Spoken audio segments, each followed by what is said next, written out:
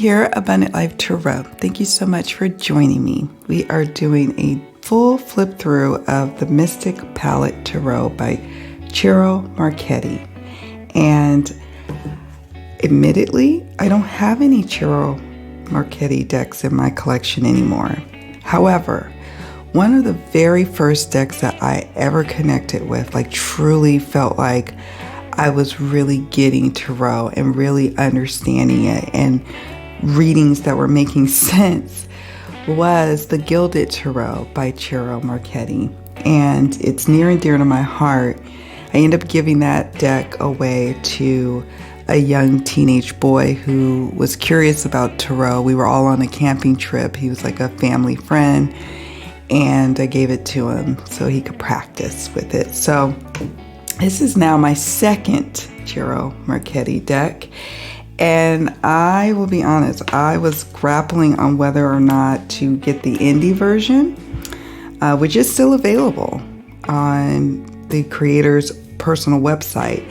But then I'm, living out of the country at the moment, and I was always worried about what condition will my deck come in, going through customs and traveling overseas and all of that business. So I just decided to get the Llewellyn edition. So that's what we've got here.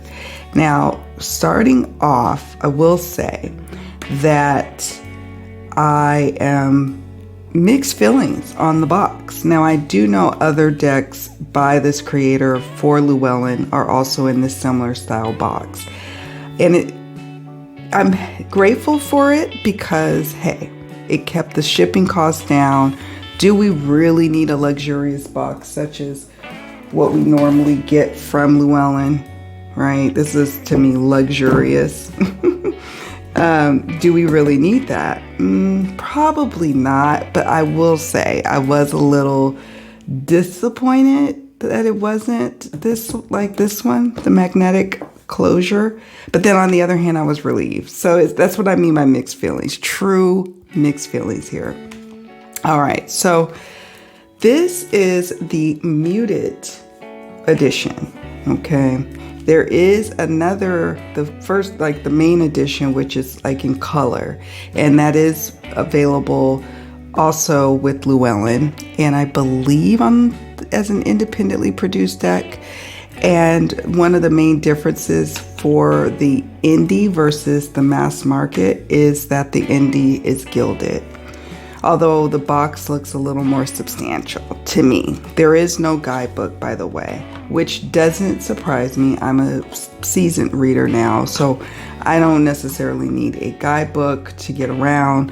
But if that's what you were hoping for, just know that there is no guidebook. And from what I gathered, there's no guidebook with the indie version, but you get probably a detailed PDF summary printout that you can get to go with the indie version. But like I said, that's not a deal breaker for me at all. So all I've done is taken the plastic wrap off the box and off the cards, but I have not really fully gone through all of the cards yet, and that's what we're going to do today. Just so you know, there's a slight separation in between the cards, but I would imagine after some time that would go away.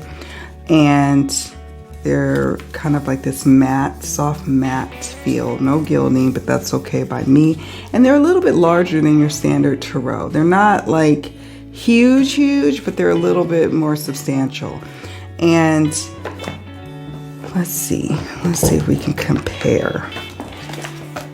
Here's the Raven's Prophecy. Let's just take, so you can get an idea how much bigger we're talking here. So, yeah, quite a bit. But to me, the cardstock feels really good. It feels hardy. It feels flexible enough for me to riffle, shuffle. We'll see how it holds up. And whereas the Raven's Prophecy here, another Llewellyn deck, is glossy, this one is matte. Satiny matte. Okay, so that's what we've got here. I'm gonna set this off to the side. I'm also gonna compare the size to US Games Smith Waite Borderless Edition. So again, you can see, but the artwork is such that you probably do need somewhat of a more substantial card, you know, so we'll see how we get along with it. Okay, so we've got the box. Here's the back. This deck-only edition of renowned tarot artist Ciro Marchetti's transcendent mystic palette tarot bathes his intricately detailed designs in a warm amber glow. Shades of sepia and rose recall a golden era of fortune-telling with all of its world charm, while Ciro's whimsical and surreal scenes speak of brighter futures. Grounded in Rider-Waite-Smith tradition, this deck will serve as a launch pad for your intuition and creative visualization.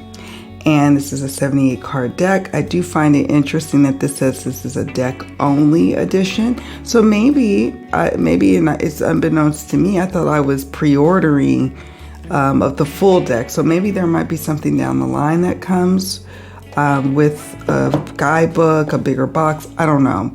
Like I said, none of that is a deal breaker for me. The lack of guidebook kept the cost down. The lack of a fancy box kept the cost down. And the box itself held up quite well in shipping. So there you go. So here are the card backs. Okay, let's go through them, shall we?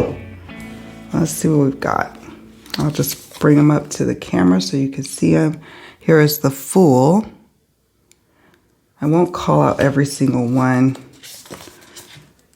but the ones that I want to call out, I will. Magician. High Priestess. Oh, I love this Empress. It's one of the reasons why I was called to get the deck.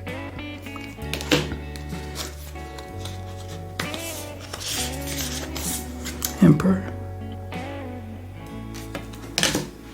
Hierophant. The Lovers. Chariot is interesting to me. I noticed it. I think I saw it like in one of the images. And the one thing I'll say is that, I mean, it's got the symbolism down packed, certainly with the Rider-Waite-Smith. But I almost wish that the horses were facing us. But, you know, that's just a little weird preference of mine. I like to think of, you know, the horses moving in the same direction together. In reverse, it's like maybe there's a lack of movement or a lack of cohesiveness or a lack of, you know, basically two wheels coming together when you've got it upright. But when it's not, it's like two wheels railing against one another. So that would be it, but it's still a lovely Chariot card. It's still doing what chariots need to do. But yeah, that's just a little something I would say. This is my first impressions after all. Here is the Strength card, which is gorgeous. Ah, I love this Hermit. Brilliant. Brilliant Hermit. I love the close perspective. Like, oh, I just love that. Okay, we have the Wheel of Fortune.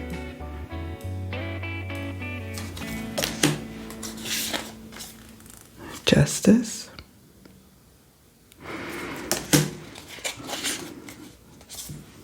Hanged Man. I was almost tempted to get the Gilded Tarot again, like to get a replacement copy. And I won't rule it out. I might. You know how you have that one deck, and leave a comment in the comment section down below of that deck that you had that just clicked after you've been studying tarot for a while and trying to figure it out and wondering if you're going to figure it out. And then one day you just have a reading that just makes sense and you're like, I think I got it. That was what it was for me in the Gilded Tarot. I also had that experience with the Tarot of the Ages, and I still have that deck to this day in my collection. I wouldn't let that one go now because it's out of print. But that deck and the Gilded Tarot is what unlocked it for me for some reason. It just made sense. Oh, I love this Death card. I love that some of the characters, by the way, let's see which ones. So she has a Death card. Look, a Tarot de Marseille card in her hand. She's got a Trump card there. And so then we have the Fool. He has a card as well. If you see that right there, see it? I don't know if any of them have any more. I must see. I should have been paying attention to that, but it just caught my eye when I saw the Death card. I think that's it for now. Yeah. Oh no, no. Look at that. Yeah, look at that. And even got the World here. That's interesting. I just love that. I love that touch of whimsy. I'm really feeling the strong Justice card too.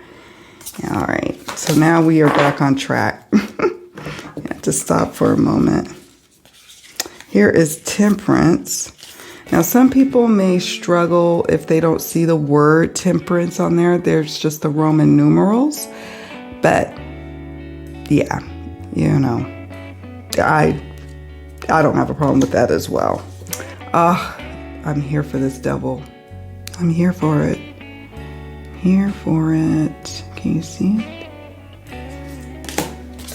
And I love this Tower. There's like little symbols in here. Maybe, what are these, like rune symbols? I'm not sure. Celtic symbols? Someone can let me know in the comment section, please. One of the most beautiful star cards I've seen in a while. I'm very partial to star cards. That's one of the cards I look for to see if it's a magical connection, and this is one. I love this star card. And then we have this gorgeous moon. Let me show you all this. OMG, I'm in love.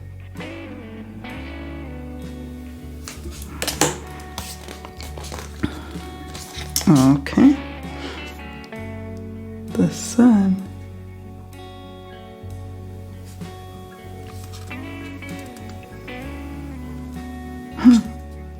Interesting.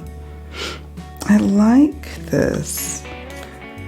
Doesn't matter if it's reversed or not. It's like, it's an interesting way of looking at the sun. I am feeling that a lot. I don't know. I'm really feeling that sun. All right, here's Judgment.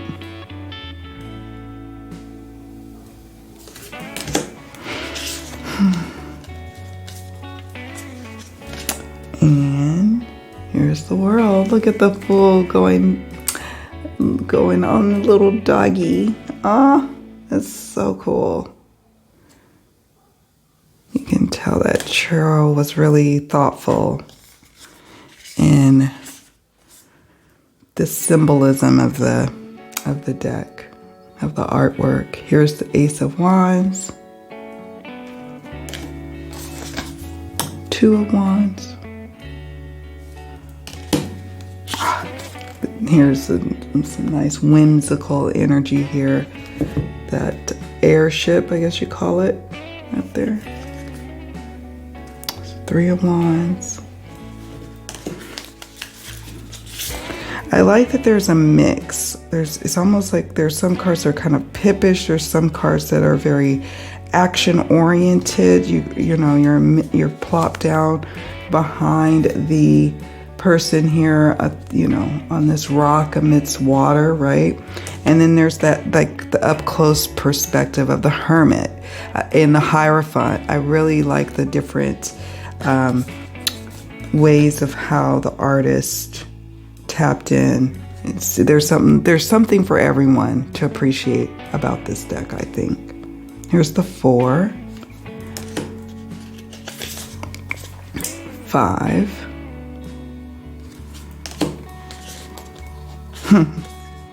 6,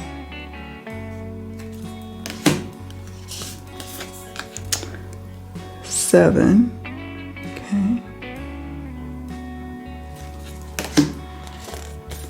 8. Now this is a 9. However, there may have been a printing error, and the only reason I've really honed in on this was because there's a review on Amazon for this deck where someone mentions it, and so I kept a lookout. I was gonna keep a lookout for it, so that's what I'm doing here. And there's a 0 versus a 9. There are 9 wands pictured in this card, and then there's the 10 of wands, which has got the Roman numeral 10. But you know, I don't know, that's not something that I'm gonna quibble over. It's not a big deal. And in fact, when you have those kind of little printing errors on a first edition of a mass market or an indie deck, it's those little quirky differences that set it apart from other subsequent editions. So if people are like, I really want that first edition, the one with the little misprint, you know, it sets it apart, gives the deck its uniqueness. In my opinion, I don't get all like, oh, it's not perfect. I don't think of it like that. Here's a gorgeous page of wands. Knight. And I do realize this deck is not a style that is for everyone. I think for me, after I let the Gilded Tarot go, I was like, okay, I'm moving on to different types of decks, and I sure did. But, you know, I have an appreciation for all sorts of decks, so it does feel a bit like coming home in a way, especially since the Gilded Tarot is something that actually surprised me. It really surprised me how well we got along. It's what I cut my tarot teeth. It was like, that's how I was learning. I learned on that deck and did a lot of readings with that deck. Here's the Ace of Cups. I love the palette change. I really love this 2 of Cups here. The color palette is so beautiful. The sepia rose with the like little, you know, tealish color, and the coral down here is just gorgeous. Oh, yes. 5 of Cups. Gorgeous. Oh, this is, let me see. 3 of Cups, right? Here's 4. Pretty. Here's 5.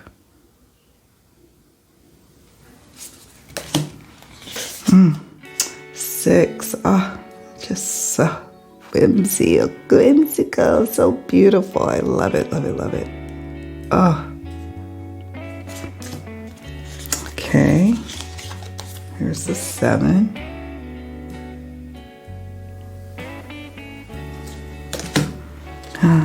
Here's 8. Gorgeous.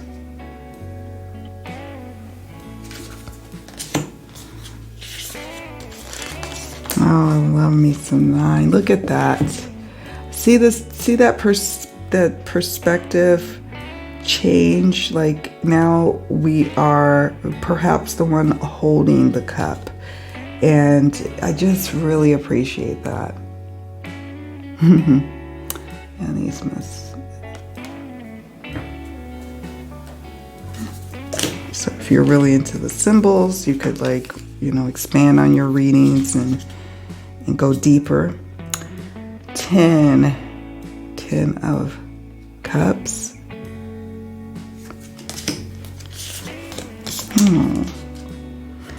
Here's the Page of Cups.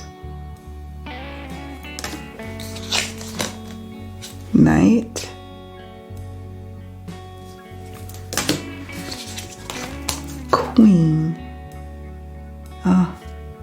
Gorgeous. I am here for the coral crown. Oh my gosh. It's beautiful. Okay. Here's the king.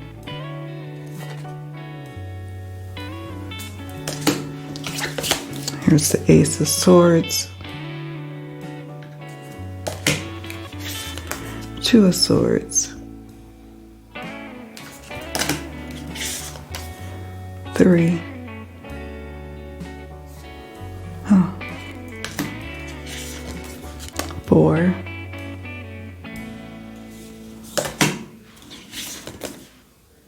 Five. In a way, I'm kind of glad I waited on getting the Gilded Tarot because my reintroduction into Tarot's decks, if it's this deck, the Mystic Palette, oh, yay. Yay for me. All right, here's the Six of Swords. And look at this. She's facing us, not, normally with the Six of Swords, the back of the person in the boat is to us. But I do appreciate that she's facing us. It's just a different perspective shift. She's leaving something going down back here with this castle. There's a little cat. There's an owl that symbolizes wisdom, following wisdom, your inner wisdom, and moving forward, moving on. Oh, I love that. Are those astrological symbols right here? I don't know. Is that, to me, looks like the symbol for Aquarius, but I don't know. Yes. I guess. All right, so Seven of Swords.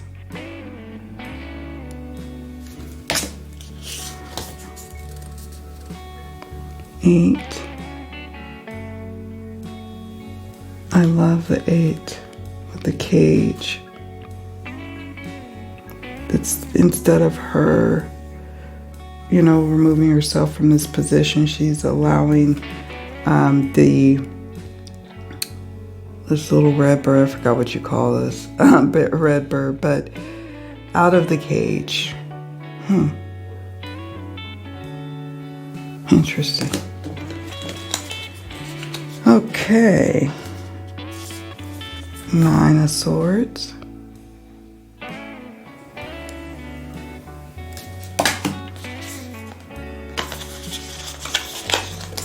10. Page.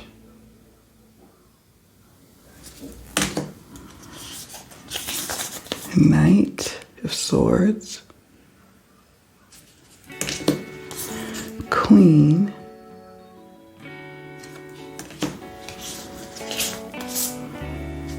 King. Ace of Pentacles is gorgeous, gorgeous, gorgeous. And really, anyone, whether they want to get the mass market or the indie, you can't go wrong. I do think that there's some images that really pop in the indie version versus the mass market, but I still really, really appreciate the coloring, I just really enjoying this color palette immensely. I don't have too many decks in my collection that have this muted palette, so it works. Here's 2. Is it? Yes. 2 of coins, 2 of Pentacles, 3.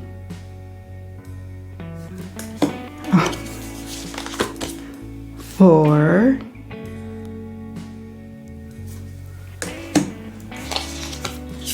5.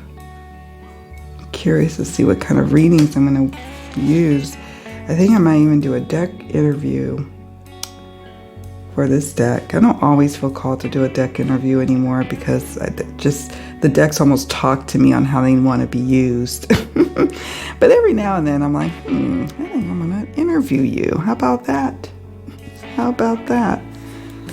Here is the 7. Oh, just amazing.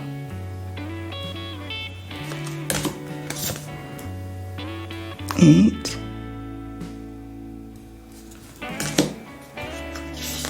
9,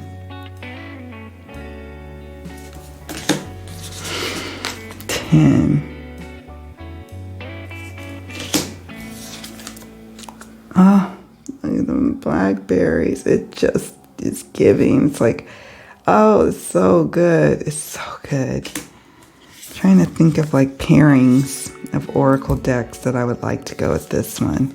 Let me know what you all think in the comment section. What oracle decks or even other tarot decks would you think make a great combination with this one? Maybe those, what was the Wardens one? It's got the animals. I don't know why I feel like that one would go. I don't have that deck. I can't, something Wardens. Anyways, I don't have it. But it popped in my mind like, oh, that one could work. Queen of Pentacles. And the King. There he is, the King. Now, what I've been dying to do. As I always like to do. First, let's see. It is, hold that Hermit. It is a bit large to shuffle. So it's gonna probably need some breaking in before I can